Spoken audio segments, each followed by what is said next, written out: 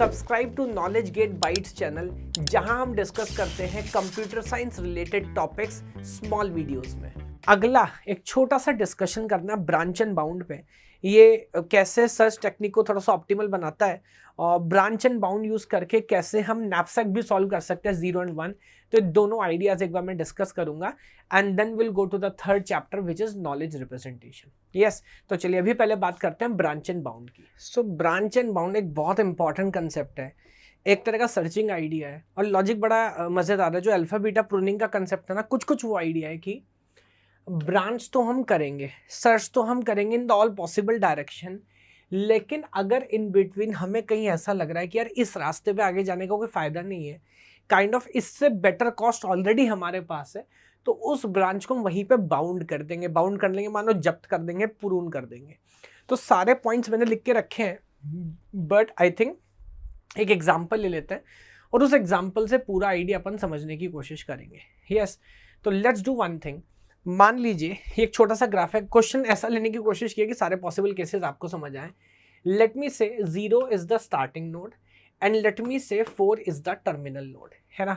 और हमें क्या करना है सर, हमें स्टार्टिंग नोड से टर्मिनल नोड पे पहुंचने का कोई ऑप्टिमल रास्ता सर्च करना है ना। देखते हैं वो रास्ता क्या हो सकता है। आई होप कि एक अच्छा एग्जाम्पल बने और इधर उधर से घूम घाम के हमारे पास 2-4 केस बने तब बात समझ आए। अब ध्यान से देखिए, नोटिस करिएगा, फ्रॉम द स्टार्टिंग नोड 0, है ना, कितने रास्ते पॉसिबल है मेरे को बताओ। तो 0 से अगर आप देखोगे तो आई थिंक 0 से आप जा सकते हो नोड नंबर 4 पे, आप जा सकते हो नोड नंबर 3 पे, और आप जा सकते हो नोड नंबर 1 पे, है ना। और आप नोटिस करोगे तो कॉस्टिंग भी साथ साथ देखनी है। तो 0 से अगर आप 4 पे गए तो ये कॉस्ट होगा विद अ कॉस्ट 8, जो काइंड ऑफ हमारा टर्मिनल भी है, तो which is kind of very good. और मैं काम करता हूँ, थोड़ा सा ग्राफ को मॉडिफाई कर लेता हूँ so that this question becomes interesting ना। तो 3 and 7, let me do one thing, let me make this as 1, इसको 1 कर देता हूँ तो देखिएगा मजा आएगा। चलो अब बढ़ो आगे मेरे साथ, and now I think this question will be fun, है ना। इसको 1 कर देता हूँ और ऐसा ही रखता हूँ, ठीक है। तो अभी हमारे पास है 8, बल्कि और थोड़ा आपको मजा दिलाता हूँ। Let me change it to 9 and 8। Yes, ठीक है, ऐसा करके आगे चलते हैं। अब देखते हैं कुछ मजा आएगा। तो ये जो कॉस्टिंग है सर, ये कॉस्ट हो गई 9, 0 से 3 पे जाने की कॉस्ट है 7 और 0 से 1 पे जाने की कॉस्ट है 3, है ना। क्योंकि हमारा जो टर्मिनल है वो नोड नंबर 4 ही है विद अ कॉस्ट 9, तो एक सॉल्यूशन या एक ऑप्टिमल आंसर हमारा मिल गया है विद अ कॉस्ट 9 कि हम टर्मिनल यानी कि नोड नंबर 4 पे पहुंच सकते हैं ना कॉस्ट 9। बट कोई बात नहीं, इसको तो आगे एक्सप्लोर करने की जरूरत नहीं, बिकॉज यहाँ पे तो प्रॉब्लम सॉल्व हो गई है। बट अब हमारे पास देखिए 2 रास्ते और हैं। अभी हमें पता नहीं क्या ये सच में ऑप्टिमल रास्ता है या शायद 100 सस्ते रास्ते भी आगे मिल सकते हैं। तो इसको एक्सपैंड करते हैं। 1 वाले को ऑब्जर्व करिए। अब 1 पे हम कहाँ से पहुंचे सर, 1 पे हम 0 से पहुंचे, तो ऑब्वियसली दोबारा उस पर जाने का तो कोई लॉजिक नहीं है। बट 2 और रास्ते यहाँ से पॉसिबल है। कहाँ कहाँ? 1 से आप नोड नंबर 2 पे भी जा सकते हो, नोटिस करो, और 1 से आप नोड नंबर 3 पे भी जा सकते हो। अच्छा, टोटल रास्ते की कॉस्ट क्या होगी? क्योंकि 1 तक पहुंचते हुए 3 का खर्चा तो हम ऑलरेडी कर चुके हैं, अभी 2 पे जाएंगे तो 3 + 1 टोटल खर्चा हो गया 4। एंड अगर हम 1 से डायरेक्टली 3 पे जाएंगे तो 3 + 4 हमारा टोटल खर्चा हो गया 7। अब 9 के कॉस्टिंग हमारे पास है, बट फिलहाल 7, 4 और 3 में बताओ तीनों में सबसे कम कौन है? सर तीनों में सबसे कम 4 वाला है, तो इसको फर्दर एक्सपैंड करेंगे। अब बताइए 2 के आगे क्या क्या रास्ते हैं? सर 2 पे तो हम 1 से तो आए हैं, तो बेसिकली और कोई ऑप्शन पॉसिबल नहीं है। 2 से आपको 3 पे ही जाना पड़ेगा, और 2 से अगर आप 3 पे जाएंगे तो 2 कॉस्ट और लगेगी। 4 + 2 ये हो जाएगा हमारा 6। अब बताइए, अभी भी 9 को किसी ने बीट नहीं किया और चारों में हर किसी में पॉसिबिलिटी है। This is 7, this is 6 and this is 7। बताओ सब में सबसे कम कौन है? सर सबसे कम 6 है। फिर इसको एक्सपैंड करते हैं। अब बताइए 3 से, अच्छा आप चाहो तो सिंबॉलिकली ऐसा कर सकते हो, बट बिकॉज ऑटोमेटिकली इस रास्ते पे हम 0 से 1 से 2 से नेविगेट करते हैं तो कोई मतलब नहीं है। सीधे हमें यहाँ से जाना चाहिए नोड नंबर 4 पे, which is also terminal node, और कॉस्टिंग सिर्फ 1 है, तो 6 + 1 हो गया 7। और आप देखिए 4 तक पहुंचने का एक और रास्ता फाइनली हमने ढूंढ निकाला जिसकी कॉस्टिंग भी बेटर है। तो ये देखिए मैं दोबारा इसको इंप्रूव करके क्या कर लेता हूँ, 7। अब मजे की बात क्या, देखिए क्यों इसको ब्रांच एंड बाउंड बोलते हैं। क्या इस रास्ते को अभी फर्दर एक्सप्लोर करने का कोई मतलब है? I don't think so sir, because आप इसको आगे लेके जाओगे, जीरो कॉस्ट तो किसी की नहीं है, कुछ ना कुछ तो खर्चा होगा, और 7 में मैं ऑलरेडी सॉल्व कर चुका हूं, तो इसको मैं फर्दर एक्सप्लोर काय को ही करूंगा।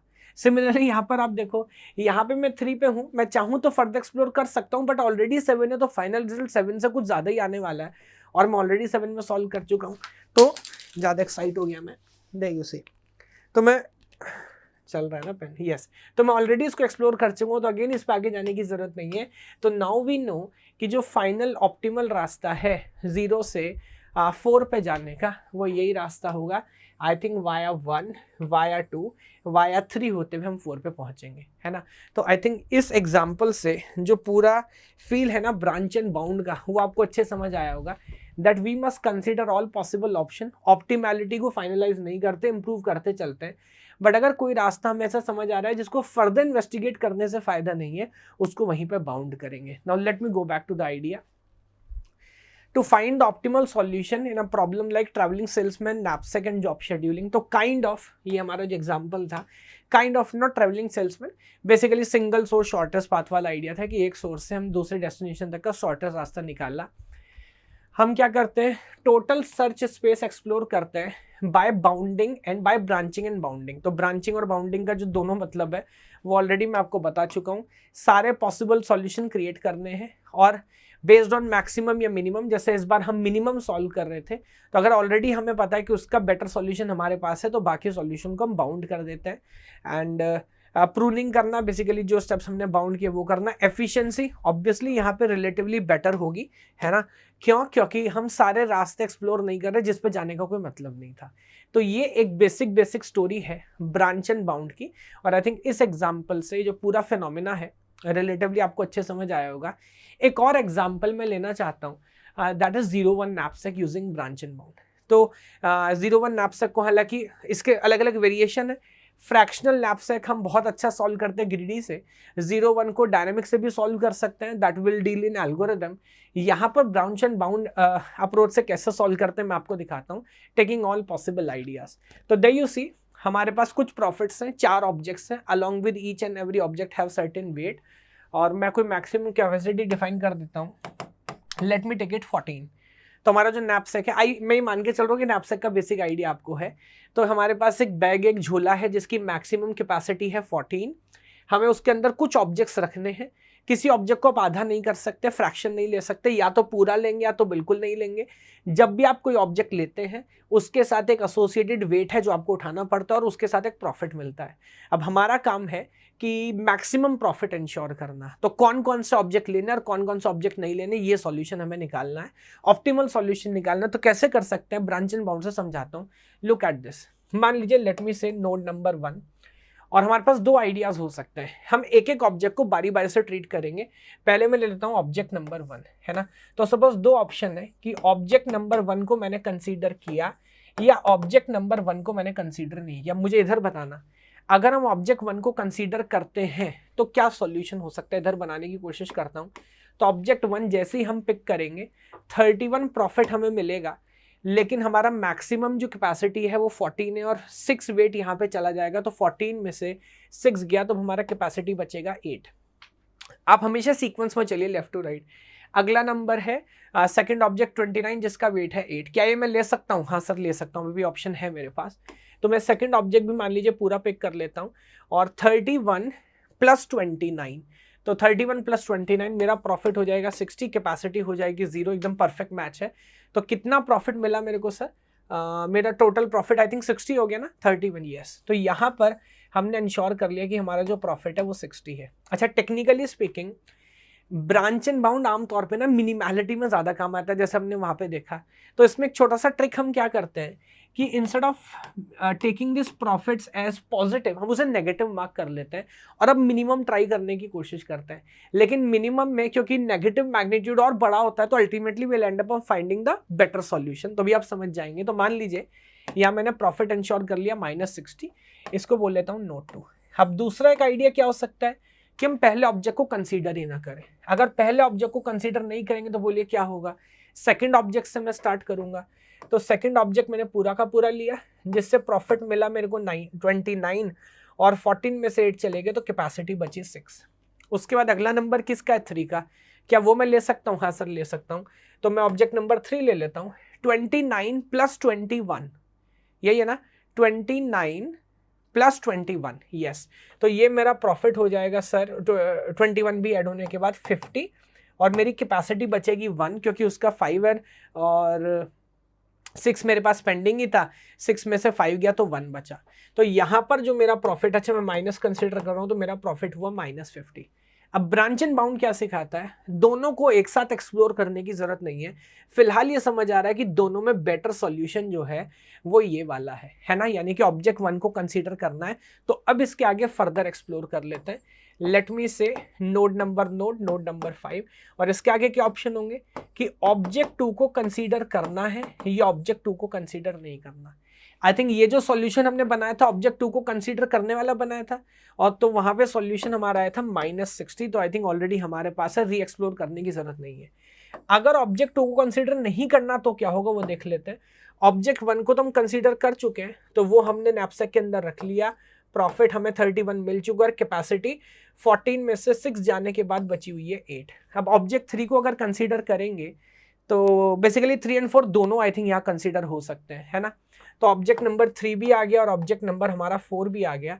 तो 3 आएगा तो 5 को कंसीडर कर लूंगा, कैपेसिटी बचेगी 3, और फिर 4 भी आएगा तो कैपेसिटी बचेगी 0, और सबका प्रॉफिट मिलेगा। तो 31 एंड ऑब्जेक्ट 2 तो हमने नहीं लिया, एंड 21 एंड 24, माय गॉड पैसा ही पैसा होगा बाबू भाई। तो पैसा 4 + 1 + 1, सो I think that becomes 6, and this is like 4 and 3, this become, my god, so -76 तक हम पहुंच चुके हैं।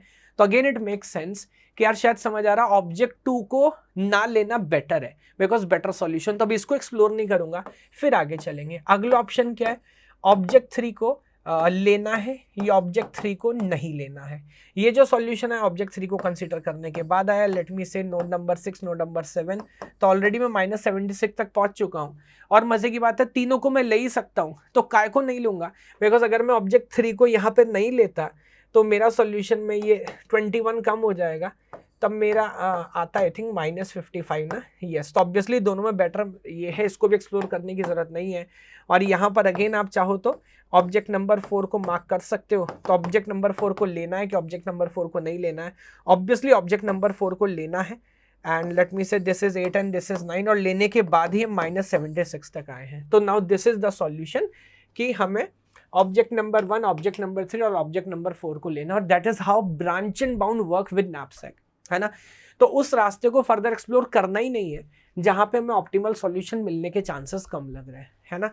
और वन बाय वन हमेशा लेफ्ट टू राइट इसको स्कैन करते जाना है। आपने ऑब्जेक्ट किस ऑर्डर में लिखे हैं उससे कोई फर्क नहीं पड़ेगा फाइनल सॉल्यूशन पे। तो ये इसकी पूरी कहानी है। अभी भी आप में से 75% से ज्यादा स्टूडेंट्स ने सब्सक्राइब नहीं किया है, so please like, share and subscribe.